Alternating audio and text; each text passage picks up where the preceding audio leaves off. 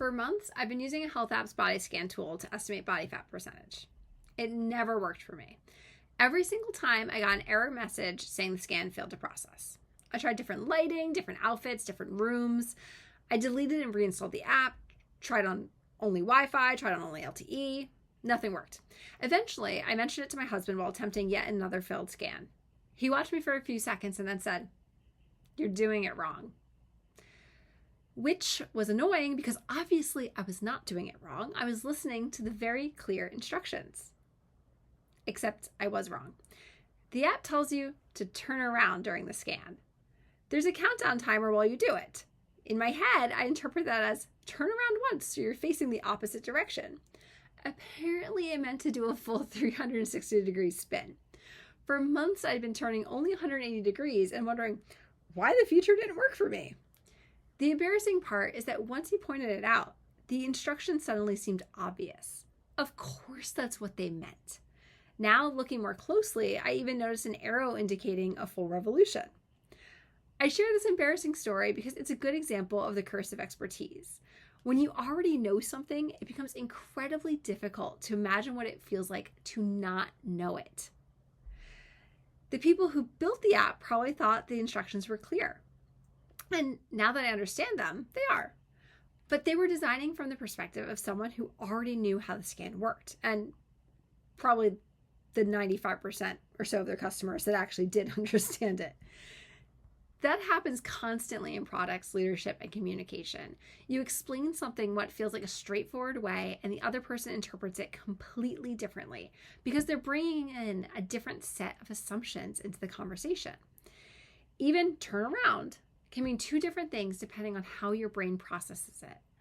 This disconnect came up repeatedly when we launched new features at Mimi. Internally, we would spend months talking about a product. We knew every detail. The language became second nature to us.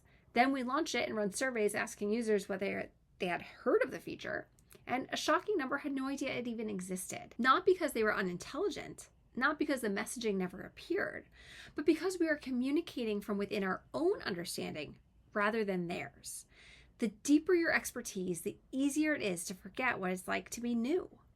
This concept applies far beyond product design. I think about this a lot with keynote speaking.